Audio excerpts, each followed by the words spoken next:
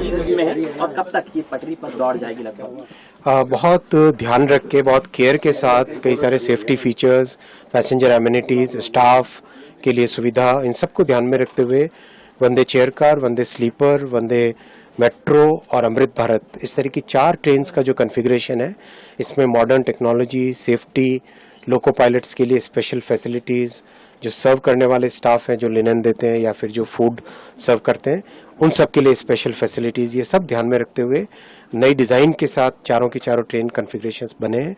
और साथ ही साथ ये मिडिल क्लास की सवारी है, इसलिए अफोर्डेबल फेयर रखा जाएगा, राजधानी के साथ इसको बेंचमार्क करके रखा जाएगा। और ये ओवरनाइट जर्नी के लिए रहेगी, यानी करीब 800 से लेके 1200 किलोमीटर की जो जर्नी है, यानी रात को 10 बजे 9 बजे के आसपास आप इसमें चढ़ें और अगले दिन सुबह कंफर्टेबली उतर जाए, इस तरह की ये चीज़ें इसमें ध्यान रखा गया है। कई सारे सेफ्टी फीचर्स हैं, डिज़ाइन में कई चीज़ों के इनोवेशन किए गए हैं, जैसे आपने देखा होगा पुराने टाइम में चेन होती थी, उस चेन की जगह अब ये इस तरह का एक मच मोर सिक्योर मैकेनिज्म लाया गया है, जिससे कि बर्थ की सिक्योरिंग, फास्टनिंग वगैरह बेटर हो। टॉयलेट्स में भी स्पेशल ध्यान रखा गया डिज़ाइन में। और लोको कैब आपने देखी होगी, ड्राइवर्स की फैसिलिटी। मेंटेनेंस स्टाफ के लिए अलग से कैबिन बनाया गया है, जिससे कि वो लोग आराम से रेस्ट कर सके।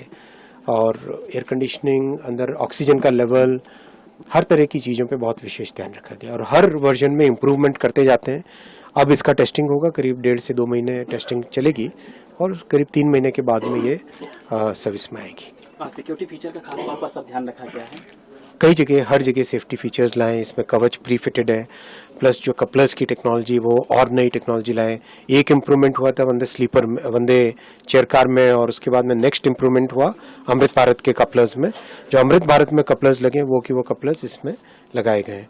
कपलर्स यानी 2 कोच को जोड़ने वाला हिस्सा। कई तरह के और एंटी क्लाइंबिंग फीचर्स हैं जो इसमें लाए गए हैं। और इसका अगर आप कंस्ट्रक्शन का मेथडोलॉजी देखोगे तो आप इसकी कंस्ट्रक्शन की मेथडोलॉजी में भी बहुत चेंजेस लाए गए हैं। इसमें ऑस्टेंटिक स्टील का प्रयोग किया गया है कंस्ट्रक्शन में इसके, उससे इसका वेट कम होता है और स्ट्रेंथ बढ़ती है। फिर इसका कंप्लीट कार बॉडी का जो डिज़ाइन है, आप अगर ऊपर देखो तो कार बॉडी का जो डिज़ाइन है उसमें बहुत फोकस किया गया है किस तरह से वेट का बैलेंस हो, किस तरह से इसका गाड़ी की स्टेबिलिटी हो।